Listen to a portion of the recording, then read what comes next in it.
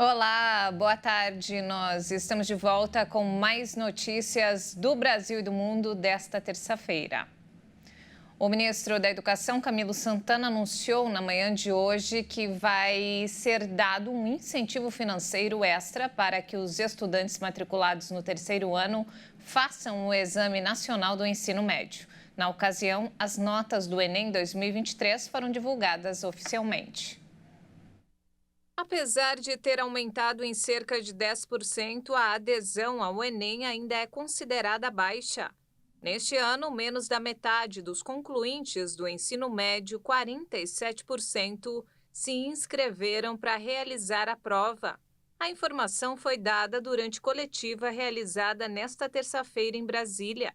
Na ocasião, as notas do Enem 2023 foram divulgadas oficialmente.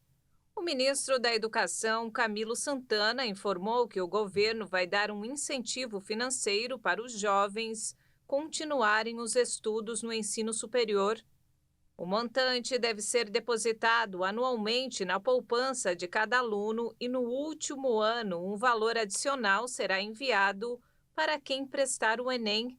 Segundo ele, a abstenção foi vista com preocupação pela pasta da educação. Nós temos um total de matrículas público e privado em torno de 2.083.000 jovens que estão concluindo o ensino médio no ano de 2023, né, e que se inscreveram apenas 1.400.000, ou seja, nós tivemos mais de 600 mil jovens que não se inscreveram no Enem, e destes que participaram, apenas 50% dos que estão matriculados concluindo o ensino médio, ou seja, metade dos jovens brasileiros concluindo o ensino médio de 2023 realizaram a prova do Enem. Então, precisa identificar o motivo que esse jovem, qual a razão que esse jovem que está concluindo o ensino médio naquele ano não está realizando o Enem. De todas as redações aplicadas, 60 alcançaram a nota 1000. A nota média foi 641,6 e a mínima 40 pontos. O INEP não divulgou a quantidade de redações zeradas. A entrega da declaração do Imposto de Renda 2024 já tem data definida. A Receita Federal vai começar a receber os documentos em 15 de março. No calendário elaborado pela Receita Federal consta que a declaração do IR, pessoa física de 2024, ano base 2023, deve ser entregue até 31 de maio. Os contribuintes vão ter 2 meses e meio para cumprir a obrigação perante o fisco. São obrigados a entregar a declaração os contribuintes que receberam rendimentos tributáveis superiores a 2 salários mínimos por mês, um total de R$ 28.559 no ano de 2023. Outras regras ainda serão anunciadas pela Receita Federal. E falando agora sobre saúde, olha só, com poucas doses, a vacina contra a dengue não deve ter impacto imediato. O Ministério da Saúde vai definir estratégia de vacinação focada em atender municípios com mais transmissões da doença. O Brasil lidera o número de casos da doença no mundo. Quase 3 milhões foram registrados em 2023. Mesmo com a prevenção de iniciar a vacinação contra a dengue já em fevereiro, os impactos da medida de prevenção não devem ser notados em um curto prazo no Brasil. Com isso, especialistas alertam que é importante manter e intensificar as formas tradicionais de evitar a doença. O Ministério da Saúde estima uma explosão de casos em 2024, chegando a 5 milhões. Isso contra 1.600.000 de casos em 2023. Por limitação na produção, a imunização da dengue deve alcançar pouco mais de 1% da população brasileira neste ano, cerca de 2,5 milhões de pessoas. O Conselho Nacional de Secretarias Municipais de Saúde destaca a necessidade de critérios para a utilização da vacina diante da oferta reduzida. Segundo a Sociedade Brasileira de Imunizações, não é esperada uma diminuição de casos no Brasil nem para os próximos anos. O impacto vai ser pontual ao público-alvo da vacina. Com isso, os cuidados com o mosquito continuam os mesmos. Além da vacinação, o governo federal repassou 256 milhões de reais a todo o país para reforçar o enfrentamento da dengue. O monitoramento em tempo real dos locais de maior incidência da dengue, chikungunya e zika tem o objetivo de preparar a população e direcionar as ações de prevenção e vigilância para os municípios que são mais atingidos. E nos destaques internacionais, em meio à escalada de tensão no Oriente Médio, um ataque do Irã com mísseis balísticos atingiu uma região próxima ao consulado dos Estados Unidos no Iraque.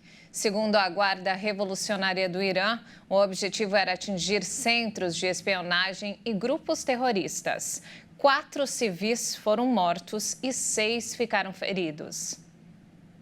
Explosões foram ouvidas em uma área a cerca de 40 quilômetros a nordeste de Erbil, em um bairro próximo ao consulado dos Estados Unidos e de residências de civis, segundo fontes de serviços de segurança.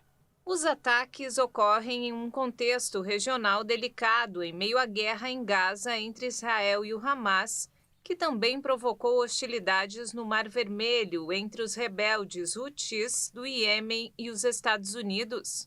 A agência de notícias oficial iraniana IRNA disse que os mísseis tinham como alvo um quartel-geral de espionagem e uma congregação de grupos terroristas anti-Irã em Erbil, capital do Kurdistão iraquiano. O Ministério Iraquiano das Relações Exteriores condenou os disparos e denunciou um ataque à soberania do Iraque e à segurança de seu povo.